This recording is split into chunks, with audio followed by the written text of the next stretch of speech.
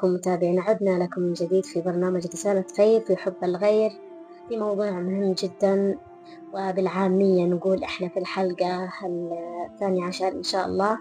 أتمنى تمنحنا الوقت الكافي وتعملوا بهذه الموعظة. في حلقتنا اليوم خصصنا الموعظة هذه في انتشرت كثير بكثرة، حتى الصغير يتحمل وزره الكبير. موضوعنا اليوم عن السب والشتم. ما أدري الناس المؤمنين لما كل حياتهم من يوم يفيقوا من الصبح وهي سب وشتم وقدح في عرض الناس. المؤمن ليس بالسباب ولا الشتام دائما، ولا تسبوا الذين كفروا فيسبوا الله عدوا بغير علم، بمعنى الآيات.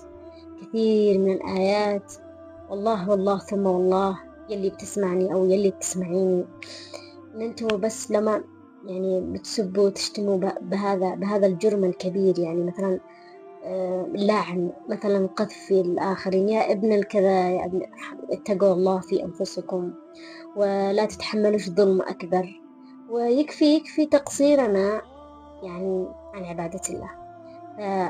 الإنسان الذي يسب ويشتم ويدخل يا ابن الفاعل، يا ابن التارك، يا أنا مدري إيش أسوي، حرام اتقوا الله، أنتم مسلمين. والله حرم اللعن وحرم إنه المؤمن حتى ممكن تكون الكلمات اللي أنت بتقولها إنها بسيطة، والله إني عظيمة عند الله. ممكن كلمة ما بنلقي لها شبال تلقيكم في قعر جهنم، وأخرى أيضا كلمة ما نلقيها بال تكون سبب في رفعتنا في الجنة. ذلك الناس الذي يتهموا بالآخرين يا ابن حرام، مثلا حرام، يدخلوا في الحرام مثلا. أين الشهود حتى تقذف أخوك المؤمن أو أختك المؤمنة؟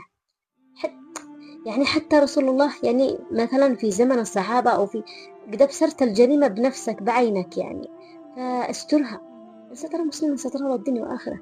والآن إحنا علن بنتفاخر إنه أنا قادر أسبك وأسب أبوك وأسب أختك وأدخل لا عرضك. تقوى الله، والله العظيم أنتم محاسبين، والجرم الذي بتحملوه دائما وتكرروه ويسمعكم غيركم، أنتم على محملها تحملوا وزر الله إلى قيام الساعة. من سن القتل من سن السنة السيئة سيحمل بها إلى يوم القيامة. الإنسان الذي سن القتل هو قابيل قتل كل مقتول الآن في وزره إلى يوم القيامة. فما بالكم لما يسمعكم أولادكم، يسمعكم على الأطفال الصغار ويسبوا بنفس السب اللي أنتوا تسبوا. أنا مش قادرة أتلفظ الأشياء الموجعة هذا. أنا بالنسبة لي مثلا حد يقول يا كلب، يا وسخ، يا تهز، هذه الأشياء ممكن واحد يتجاوزها، ممكن ما لهاش إثم، بس ما تقذف يا ابن الفاعل، يا ابن، تقوى الله، أنتم مسلمين، والإسلام من سلم المسلمون من لسانه ويده. والله ثم والله لن أسامح أي شخص، مثلا أنا شخصيا سامح أي إنسان يقول لي يقذفني بأشياء حتى لو كانت من باب المزح، لا، هذا عظيم عند الله ونحن مسلمون. فأين الإسلام من هذا الكلمات والجرم الكبير لكل إنسان يسمعني، سواء كانت أم أو أب أو أخ أو أخت أو صغير أو كبير.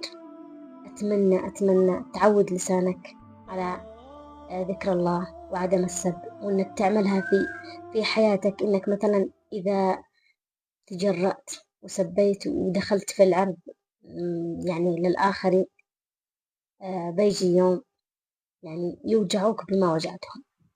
ممكن حتى ربي يعاقبك، ممكن ربي يقطع رزقك بسبب أنك دائما وأبدا تتلفظ هذه الألفاظ العظيمة، هذه الألفاظ التي تجردكم عن الإسلام والمسلمين. فلو كان الناس مثلا يسمعونا وإحنا بنسب هذا السب العظيم وحابين يعرفوا المسلمين وهم بهذا الأخلاق الدنيئة، فأنتم ستنفرهم ألف نير. ولذلك أتمنى من كل قلبي أن كل إنسان يحكم لسانه، وأن كل إنسان يحس أن اللي بيوجع غيره، وأن أعراض الناس مش لعبة بيديكم، وإن كل صغيرة وكبيرة مكتوبة عليكم، وممكن يعاقبكم الله فيها بالدنيا قبل الآخرة. صحائفكم الذي تعرض أمام الله وأنتم بهذا الجرم العظيم. يعني خلاص إحنا الأعراض أصبحت سائبة، خلاص ما لهاش مكانة. فأين الغيرة؟ فأين يعني الشخص الغيور الذي هو يعني لا يتدخل في أعراض الناس ولا يحب حتى أن يذكر الأشياء السيئة هذا. فلو أي إنسان ما عنده الشهامة ولا رجولة هو الذي يتلفظ بهذه الأشياء دوما وأبدا ولا يلقي لها بالا، ولكن هي مكتوبة ومحسوبة عند الله. فلا سامح الله من كان يكون من يعني يقذف أخته أو أخوها المؤمن، ومن يقول ما ليس فيه، ومن يحتمل هذا الجرم الكبير. فأنتم محاسبون ومؤاثمون إثما عظيما.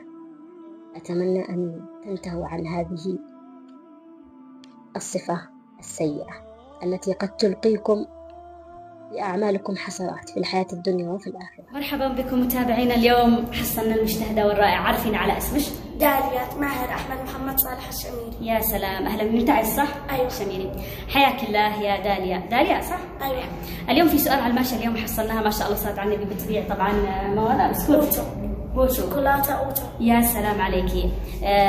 بتحصلي منها يعني بتقدري تبيعيها كلها ولا أحيانا؟ يعني بعض أحيان واحد يشتري، بعض أحيان ما مش معاه يعني عادي نوفر له ب50%. يعني يا سلام، يعني بتبيعي قدر الحاجة يعني. أيوة يعني. ما شاء الله عليكي. طيب يا دلال، سؤالي ليش ايش تنصحي الناس؟ يعني ما مش انت حافظه لا حدث ولا يعني على سبوش.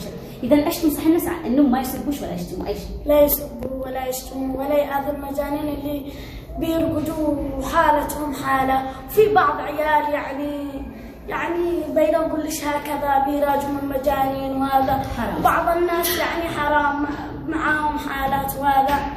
واللي يسب يعني بعض ناس بيسبوا واهلهم يكسبوا اسمه والحاجه بعدين الله ما يرضاش عليهم. والله ما يرضاش عليهم.